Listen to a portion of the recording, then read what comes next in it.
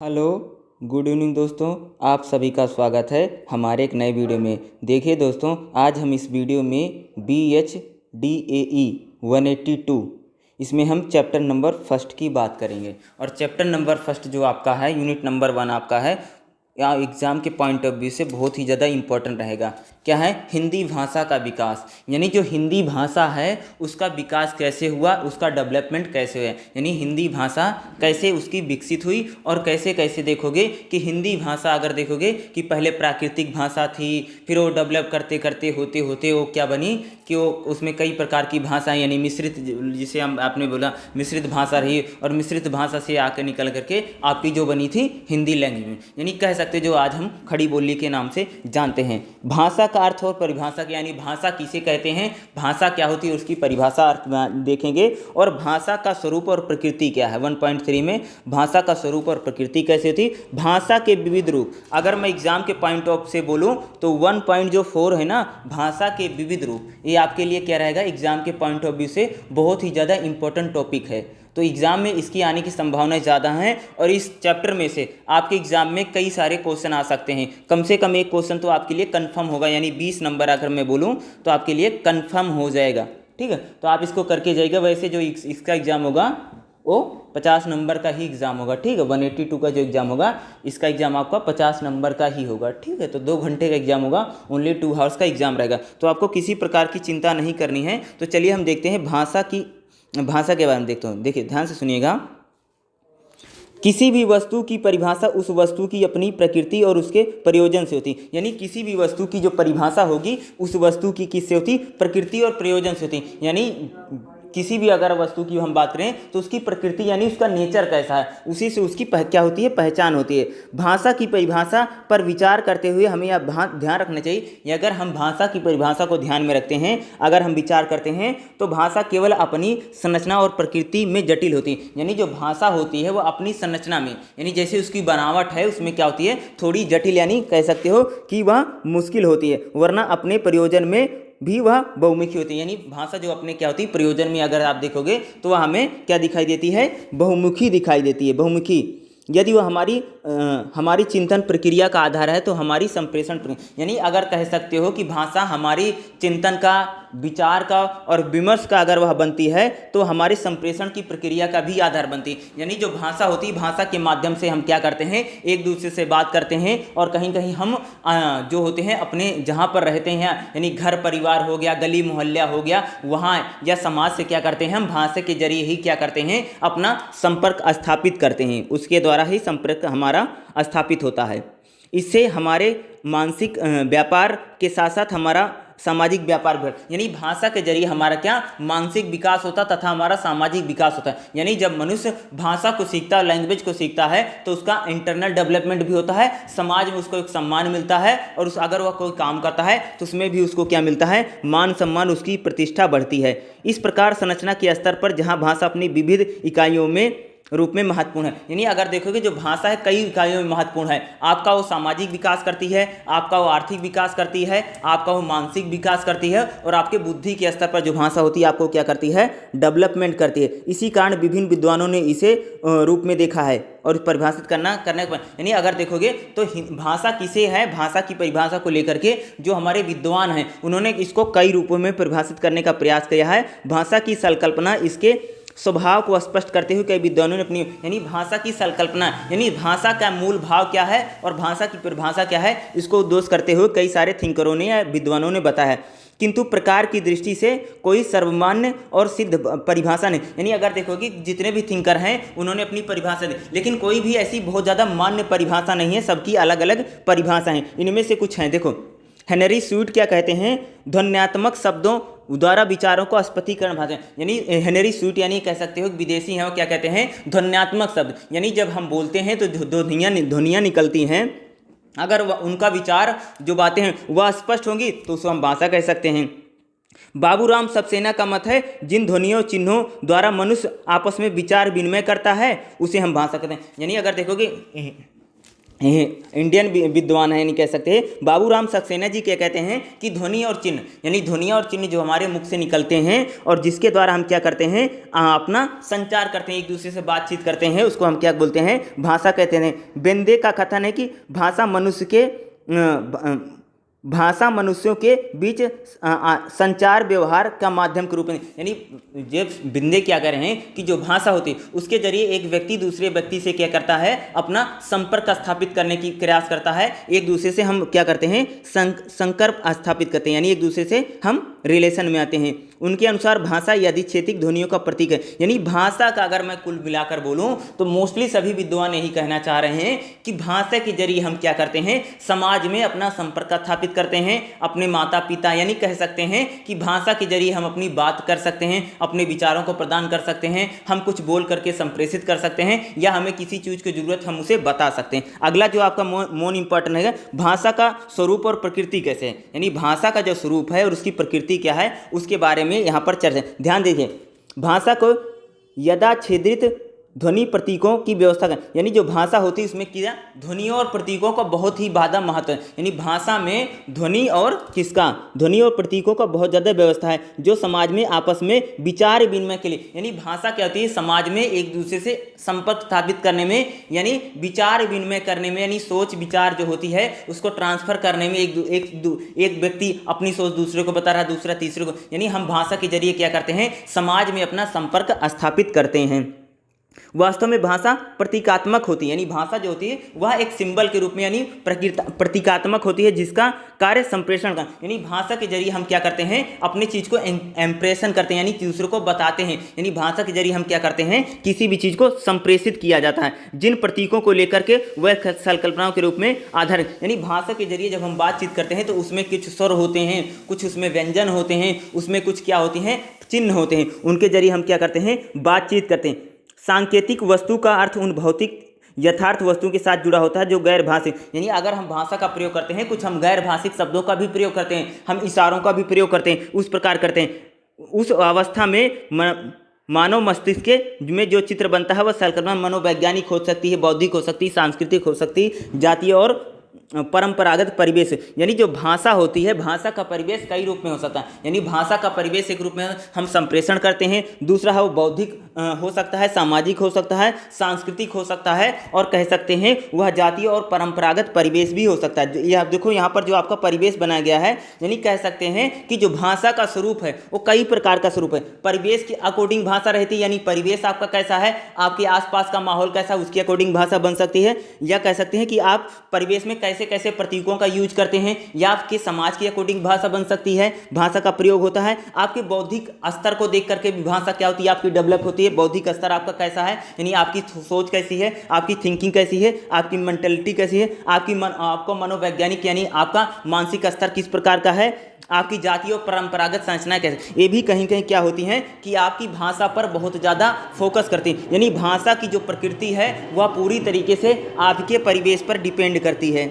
और आपने देखा कि भाषा की जो प्रकृति होती है आपके परिवेश पर, आपके समाज पर, या कह सकते हैं कि आपका समाज कैसा है, आपका सामाजिक स्तर, सांस्कृतिक स्तर, आपका परंपरागत परिवेश कैसा है, आपकी बौद्धिक और आपकी मानसिक दशा कैसे है, ये भी आपको क्या भाषा इसी के अनुरूप क्या होगी, आपकी भाषा होगी, या भाषा के हम इसके स्वरूपों को जान सकते हैं। यानी भाषा जो होती है इन सारे चीज़ों को क्या करती है, एक प्रकार से अपने साथ लेकर के चलती है। यानी भाषा के जब स्वरूपों में आप देखोगे कि भाषा का स्वरूप कैसा है, तो यानी भाषा का स्वरूप यानी प्रकृति क्या है, वो आपके कई सारी परिस्थितियों पर है, आपका परिवेश कैसा है, आप जहाँ रहते हैं वहाँ पर आसपास का माहौल कैसा है, रहन सहन कैसा है, ये भी डिपेंड करती है, वैसी अकॉर्डिंग आपकी भाषा बनेगी। आपकी संस्कृति कैसा है, आपका कल्चर कैसा है, ये भी डिपेंड करता है। दूसरा आपकी वहाँ पर जातीय व्यवस्था कैसे है, आपका धार्मिक व्यवस्था कैसे है, ये भी आपको भाषा पर डिपेंड करेगी। आपका बौद्धिक स्तर कैसा है, इसके आधार पर भी आपकी भाषा बनती और बिगड़ती है, इसके आधार पर ही आपका भाषा का जो डेवलपमेंट होता है, या कह सकते हैं जो भाषा का विकास होता है, इसके आधार पर भी आपका भाषा का विकास होता रहता है। आपके बौद्धिक स्तर पर हो गया, सामाजिक सामाजिक स्तर पर मैंने बता दी कि आप समाज में जहाँ रहते हैं उसमें भाषा कैसे है, वह उसी प्रकार आपकी भाषा बन जाएगी। अगला जितना भी इंपॉर्टेंट है, जितना भी एग्जाम के पॉइंट ऑफ व्यू से इंपॉर्टेंट रहेगा उतना मैं आपको सारा बताने की कोशिश करूंगा। अगला जो मोस्ट इंपॉर्टेंट रहेगा, भाषा के विविध रूप कौन कौन से हैं, यानी भाषा जो होती है उसके विविध रूप, यानी भाषा के विविध रूपों में देखेंगे।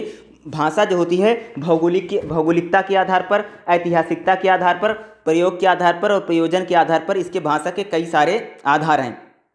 भौगोलिक परिस्थितियों का मतलब होता है कि किसी प्रदेश की भाषा अलग है तो किसी प्रदेश की भाषा अलग है, यूपी की भाषा अलग है, बिहार की भाषा अलग है, दिल्ली की लैंग्वेज अलग है, यानी भौगोलिक दृष्टिकोण। दूसरा क्या होती है, ऐतिहासिकता, यानी कह सकते हैं कि पुरानी परंपराओं के अकॉर्डिंग भी भाषा अलग होती है। जैसे हमारे क्या है, साउथ की लैंग्वेज दूसरी तरीके हैं और उत्तर भारत की लैंग्वेज दूसरी तरीके से रहती हैं। दूसरा, प्रयोजन के आधार पर, जब हम बात करते हैं, जब हम भाषा का यूज करते हैं तो हम भाषा में हमारा प्रयोजन क्या है, यानी उद्देश्य क्या, उसके आधार पर ही भाषा का क्या होता है, रूप होते हैं। यानी इस आधार पर भाषा का प्रयोग के आधार पर आप किस लिए उस भाषा का प्रयोग कर रहे हैं, उसके आधार पर भाषा क्या होती है, उसके रूप होते हैं। पहला क्या है, भौगोलिक या क्षेत्रीयता के आधार पर, ठीक है। तो भौगोलिक और क्षेत्रीयता के आधार पर जो बोलियां होती है, पहली क्या, व्यक्तिगत बोली होती है, ठीक है। पहला क्या आपका व्यक्तिगत बोली होती है। देखिए, सामाजिक, क्षेत्रीय और पर्यावरणीय संबंध में व्यक्ति की भाषा प्रत्यक्ष और दूर प्रभावी, यानी जब व्यक्ति स्वयं समाज से संपर्क स्थापित करता है, क्षेत्र से संपर्क स्थापित करता है, अपने आसपास के पड़ोस से संपर्क स्थापित करता है, तो उसकी भाषा जो होती है वो प्रत्यक्ष रूप पर से उसको प्रभावित करती है। इसी कारण हर व्यक्ति अपनी व्यक्ति बोली बोलता है, यानी हर व्यक्ति जो होता है अपने आस पड़ोस की बोली ही बोलता है, अपने आस पड़ोस की भाषा, अपने लोकल लैंग्वेज का ही क्या करते हैं, हम यूज करते हैं, ठीक है। होकैट के शब्दों में किसी निश्चित समय पर व्यक्ति विशेष का समुच्चवाचक व्यवहार बोली करती है। यह व्यक्ति बोली शाब्दिक और व्याकरणिक, यानी क्या होता है कि जब हम व्यक्ति जो होता है वो अपने कई बार बोलियों का प्रयोग करता है जब हम अपने आस पड़ोस में रहते हैं, यानी जहाँ पर हम रहते हैं वहाँ की जो भाषा होती है उसी के अनुसार व्यक्तिगत स्तर की। और दूसरी क्या होती है, स्थानीय बोलियाँ क्या होती हैं। स्थानीय बोलियाँ क्या होती हैं, बहुत सी व्यक्ति बोलियाँ मिला करके एक स्थानीय पर बोली जाती है जिसमें ध्वनि, रूप और वाक्य के अर्थ में अंतर होता है। किसी छोटे स्तर पर बोली जाने वाली जिसमें व्यक्ति बोली भी यानी कह सकते हो कि जो स्थानीय बोली क्या होती है, जैसे हमारे स्थानीय बोली में जैसे हरियाणवी है, कह सकते हो कि आपके भोजपुरी है, अवधी है, इस प्रकार की जो लैंग्वेज होती है जो किसी खास स्थान पर ही बोली जाती हैं वह क्या होती हैं, हमारी स्थानीय बोली। उपबोली का मतलब होता है सब डिजाइन। उपबोलियाँ एकाधिकार स्थान रखने वाली कुछ बोलियाँ उपबोली मानी, जैसे भोजपुरी है, छपरा है, खसरा है, गोरखपुरी है, नागपुरी, गोरखपुरी, यानी जैसे किसी हमारे जो डिस्ट्रिक्ट होते हैं, डिस्ट्रिक्ट के अकॉर्डिंग जो थोड़ी भाषा में डिफरेंस आता है उसी को हम क्या बोलते हैं, उपबोली होती हैं। बोली का मतलब होता है कि जो हमारी बोलियां होती हैं एकाधिकार उपबोलियों मिला करके ऐसे बोली जाती हैं। जैसे मैंने आपको शुरू में बताया बोलियां क्या हो जाएंगी, जैसे हमारी बिहारी है, भोजपुरी है, मगही है, मैथिली है, अवधी है, हरियाणवी है, गुजराती है, ये हमारी क्या हो जाएंगी, यानी जो है ये हमारी बोलियाँ कौन कौन सी है, भोजपुरी है, मगही है और मैथिली है, ये हमारी भाषा हो गई। दूसरा अवधी है, इस प्रकार की हमारी जो भाषा हैं ये सारी हरियाणवी है, बोलियाँ हैं। उपभाषा क्या होती है, यानी भाषा से उपभाषा क्या होती है, ध्यान सुनिएगा। उपभाषा क्या होती है, देखिए कुछ विद्वानों ने कुछ बोलियों को उपवर्गों में रखा है। जैसे बिहारी उपभाषा में भोजपुरी, मैथिली, मगही है, यानी जैसे बिहारी क्या है, बिहारी जो भाषा है उसको क्या बोलते हैं, वह उपभाषा है, बल्कि उसकी जो अन्य कैटेगरी होती है जैसे भोजपुरी है, मगही है, इस प्रकार की। लेकिन यह वर्गीय भ्रामक और गलत है। इसमें व्याकरणिक समानता और परस्पर बल, यानी जो उपभाषा होती है उसमें थोड़ा सा भ्रम रहता है, उसको समझने में आसानी पड़ती है। अतः हिंदी भाषा को बिहारी और राजस्थानी और आदि उपभाषा को रखना से, यानी जैसे हम बिहारी और राजस्थानी भाषाओं को हम किस में रख सकते हैं, उपभाषाओं में। भाषा क्या होती है, भाषा के अगर आप देखोगे तो लैंग्वेज की अगर देखोगे तो लैंग्वेज के देखो जिस चीज़ की ध्यान रखना, अगर मैं बता दूं लैंग्वेज किसे कहते हैं, जिसका लिपि है, लिपि की जिस भी भाषा की लिपि का विकास हो जाता है वह भाषा बनने में देर नहीं लगती है, ठीक है। यानी क्या कह सकते हो, भाषा का क्षेत्र व्यापक क्षेत्र होता है, यानी जो भाषा होती है बड़े व्यापक क्षेत्र में बोली जाती है जिसमें एकाधिकार बोलियों का होता है, उपबोलियां मिलाकर के एक भाषा बनती है। यानी जो एक भाषा होती है उसका क्षेत्र बड़ा होता है और उस भाषा में कई प्रकार की उपबोलियां भी बोली जाती हैं। एक भाषा के अंतर्गत एक से अधिक बोलियां भी हो सकती हैं। जैसे हिंदी में क्या होगा, हिंदी क्या भाषा है, और हिंदी भाषा में जैसे कौन सी भाषा है, ब्रज है, अवधी है, भोजपुरी है, हरियाणवी है, मारवाड़ी है, इस प्रकार की भाषा हिंदी में देखोगे पूर्वी हिंदी है, पश्चिमी हिंदी है, उत्तरी हिंदी है, दक्षिणी हिंदी है। यानी कह सकते हो कि भाषा वही होती है जिसकी कई सारी बोलियां हो, कई सारी उपभाषाएं होती हैं, वो कह सकते हैं। दूसरा, भाषा वह बनती है जिसकी कोई एक लिपि होती है, यानी जिसमें भाषा को हम लिखते हैं या भाषा को जिसमें लिखा जाता है। अगला, प्रयोग के आधार पर क्या होता है। देखो, भाषा अगली जो बनती है प्रयोग के आधार पर, यानी हम किस आधार पर भाषा का प्रयोग। सामान्य बोलचाल की भाषा, पहला प्रयोग के आधार पर क्या आएगा आपकी, सामान्य बोलचाल की भाषा, जिसके द्वारा हम समाज में रोजमर्रा की चीजों को प्रयोग होने वाली भाषा यूज करते हैं। यह प्रायः हमारी संपर्क भाषा के काम करते हैं, यानी सामान्य बोलचाल की भाषा जिससे हम अपने घर परिवार वालों से बातचीत करते हैं, अपने गली मोहल्लों वालों से बात करते हैं, हम दुकानदार हैं, रिश्तेदार हैं, इनसे भी बात करने का प्रयास करते हैं। ऐतिहासिक भाषा क्या होती है, ध्यान सुनिए। साहित्यिक भाषा, साहित्यिक भाषा वह भाषा होती है जिसका प्रयोग साहित्य में किया जाता है, कविताओं में किया जाता है, गीतों में किया जाता है, गजलों में किया जाता है, इसमें किया जाता है। साहित्यिक भाषा वह भाषा होती है जिस भाषा का प्रयोग साहित्य में, कविताओं में, यानी रचनाओं को करने के लिए वो साहित्यिक भाषा। व्यावसायिक भाषा, व्यावसायिक भाषा वह भाषा होती है जो हम व्यवसाय में प्रयोग करते हैं। व्यावसायिक भाषा का मतलब जो जैसे सुनार हैं, लुहार हैं, या व्यवसाय में कपड़ा व्यापारी हैं, हीरा व्यापारी हैं, ये जो व्यापारी वर्ग मंडल होता है, वो जो व्यापारी भाषा का यूज करते हैं उसे हम क्या करते हैं, व्यापारिक भाषा। कार्यालयीय भाषा, कार्यालयीय भाषा वह भाषा होती है जो हमारे कार्यालयों में यूज होती है। ठीक है, कार्यालयों में जैसे पदोन्नति किया जाता है, बर्खास्त किया जाता है, पद से विमुख किया जाता है, या पद से डिसमिस किया जाता है, यानी कार्यालयों में, यानी जो हमारे कार्यालय तो ऑफिस होते हैं, ऑफिस में जिस भाषा का प्रयोग होता है उसे हम कार्यालयीय भाषा कहते हैं। राजभाषा का मतलब होता है यानी ऑफिशियल लैंग्वेज, या सरकार और जनता के बीच संपर्क स्थापित करने का काम करती है, या प्रायः परिनिष्ठ होती मानक पर। यह देश के अधिक बोले जाने वाली भाषा होती है, इसमें विषयानुसार शब्दावली होती है, यानी ये सभी सरकारी मंत्रालय अधिकारियों के द्वारा बोले। यानी उपभाषा का राज्य भाषा का मतलब होता है कि जो एक नेशन की भाषा होती है उसे आप कह सकते हैं राष्ट्र भाषा का मतलब होता है ऐसी भाषा जो पूरे राष्ट्र में बोली जाती है, यानी राष्ट्र यानी पूरे देश में भाषा है, उसमें भी किसी प्रकार का भेदभाव नहीं होता है। ठीक है, गुप्त भाषा क्या होती है, गुप्त भाषा यानी कोड लैंग्वेज जिसे बोलते हैं उसी को गुप्त भाषा बोली जाती है, जो हम कहीं कहीं क्या करते हैं, कोई हमारी भाषा समझ न पाए, हम क्या काम कर रहे हैं, क्या बात कर रहे हैं, उसी लिए कोड लैंग्वेज को गुप्त भाषा कहा जाता है। मृत भाषा, मृत भाषा वह भाषा होती है जो भाषाएं बोली जाती थी परंतु अब वह बोली नहीं जाती है, क्योंकि उनके बोलने वाले जो लोग थे वह अब समाज में नहीं है, और उस भाषा जो थी वह मर गई है और उसका कोई बोलने वाला बचा नहीं है। उस भाषा का जो डेवलपमेंट विकास था एक समय में आके रुक गया और धीरे धीरे वह भाषा समाप्ति की ओर चली गई। निर्माण के आधार पर क्या, अगला देखिए, निर्माण के आधार पर कौन कौन सी भाषा होती है। निर्माण के आधार पर अगर देखोगे तो इसमें दो ही हैं, यहाँ पे देखिए, ध्यान से देखिए। निर्माण के आधार पर सहज भाषा, सामान्य बोलचाल की भाषा है जिनका उद्भव प्रकृति में सहज रूप, यानी निर्माण के आधार पर जैसे सहज भाषा होती है, ऐसी भाषा है जिनको हम प्रयोग करते हैं या बोलते हैं सहज रूप में, एक दूसरे से बातचीत करने में, अपना व्यवहार प्रकट करने में, उसे सहज भाषा। कृत्रिम भाषा का मतलब होता है कि जो हम भाषा बना करके बोलते हैं या बनी बनाई जो भाषा होती है, जैसे सेना की भाषा है, दलालों की भाषा है, डाकुओं की भाषा है, ये क्या होती है, कृत्रिम भाषा होती है, जो अपना अकॉर्डिंग भाषा बना लेते हैं, जैसे कोड लैंग्वेज बना लेते हैं, वो कृत्रिम भाषा। अब मानक के आधार पर भाषा क्या होती है, मानक के आधार पर देखिए, ठीक है, तो मानक के आधार पर जो भाषाएं होती है, कई मानक है। व्याकरण के आधार पर मानक हो सकता है भाषा का, शब्दों के आधार पर हो सकता है, या कह सकते हो शब्द अक्षरों के आधार पर, यानी मानक के आधार पर जो भाषा होगी, मानक तथा परिनिष्ठ भाषा। ठीक है, स्टैंडर्ड लैंग्वेज हम जिसे बोलते हैं, स्टैंडर्ड लैंग्वेज किसके आधार पर हो सकती है, व्याकरण के आधार पर, शब्दों के आधार पर, अक्षरों के आधार पर होती है, यानी क्या होती है, जो हमारी मानक भाषा होती है। ठीक है, मानक भाषा का मतलब होता है जिस भाषा का कोई ना कोई क्या होता है, स्टैंडर्ड बन जाता है, मानक भाषा हम उसे बोलते हैं। ठीक है, मानक भाषा क्या होती है, जिस भाषा का कोई ना कोई स्टैंडर्ड बन जाता है, स्टैंडर्ड लैंग्वेज यानी मानक भाषा कह सकते हैं। अगला, प्रकार के आधार पर, प्रकार का मतलब होता है हम उस भाषा का क्यों यूज कर रहे हैं। पहला, संपूरक भाषा, निज भाषा की वृद्धि के लिए द्वितीय भाषा का प्रयोग करना सीखना है। यह पुस्तकालय की भाषा होती है जिसका प्रयोग नहीं होता है, यानी संपूर्ण भाषा का मतलब होता है कि जब हम पूरी भाषा बोले। अपूरक भाषा, सामाजिक प्रयोजन के लिए हमें पूरी भाषा बोलनी है। सहायक भाषा, यानी जब हम किसी लैंग्वेज को बोलते हैं तो उसमें जो सपोर्टिंग लैंग्वेज सहायक भाषा बोलते हैं। समतुल्य भाषा, यानी किसी भाषा के बराबर जो भाषा बन जाती है उसे हम क्या बोलते हैं, समतुल्य भाषा। ऐतिहासिकता के आधार पर, अगर आप देखोगे ऐतिहासिकता के आधार पर जो भाषाएं हैं उसमें अगर आप आओगे तो यहाँ पर देखिएगा ऐतिहासिकता के आधार पर भाषा क्या है। इसमें क्या होगा, मूल भाषा या उद्भव भाषा। जो मूल भाषा होती है या जो जिस भाषा का विकास होता है ऐतिहासिकता में क्या होता है, मूल भाषा, मूल या उद्गम भाषा की वह प्राथमिक रूप होता है जो स्वयं प्रकट होता है, अन्य भाषाओं के बाद में परिवर्तित नहीं होता, जिसे यूरोपीय भाषा है। प्राचीन भाषा का मतलब होता है कि जो बहुत प्राचीन समय में बोली जा रही, जैसे संस्कृत है, ग्रीक है, लैटिन है, इस प्रकार की।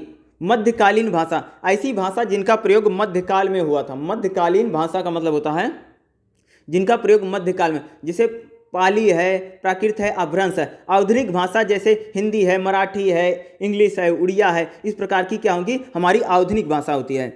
तो इस आधार पर भी भाषाओं का हम क्या करते हैं देखते हैं। सम्मिश्रित के आधार पर, यानी जो भाषा होती है उसमें जब एक भाषा दूसरी भाषा में मिश्रित हो जाती है, मिल जाती है, तो हमसे सम्मिश्रित के आधार पर के भाषा के क्या होता है, विकास होता है। उसी के आधार पर जो भाषा होती है उसका आपका अगर आप देखोगे तो वह भाषा धीरे धीरे क्या होगी, डेवलप होती चली जाती है। यहाँ पर अगर देखेंगे तो भाषा का जो आधार है, अलग अलग प्रकार के जो आधार हैं, ये आपके एग्जाम के पॉइंट ऑफ व्यू से बहुत ही ज़्यादा इंपॉर्टेंट है। तो आप इसको करके जाना है। अगर आपको एग्जाम में अच्छे से अच्छे मार्क्स लेने हैं तो आपको इस वाले क्वेश्चन को ध्यान से देखिएगा। भाषा के विविध रूप क्या हैं, भाषा के विविध रूप हैं, ये आपका बहुत इंपॉर्टेंट टॉपिक है और इसके बारे में मैंने आपको जो बताया इसको ध्यान से आप सुनिएगा, ठीक है। भाषा के विविध रूप जैसे भौतिकता के आधार पर या क्षेत्रीयता क्या है, क्षेत्र के आधार पर भाषा है, प्रयोग के आधार पर है, अगला जो आपका रहेगा निर्माण के आधार पर है, प्रकार के आधार पर है, ऐतिहासिकता के आधार पर है और सम्मिश्रित के आधार पर। तो आप इन चीज़ों को याद रखिए जो मैंने आपको बताया है, ये बहुत इंपॉर्टेंट रहेगा। भाषा के विविध रूप क्या है, भाषा की परिभाषा और भाषा का अर्थ क्या होता है, ये आपके लिए बहुत ज़्यादा इंपॉर्टेंट रहेगा। जो चीज़ें मैंने बताई इसको समझने की कोशिश कीजिए और इस वीडियो को देखने के लिए आप सभी का बहुत बहुत धन्यवाद। Thank you so much.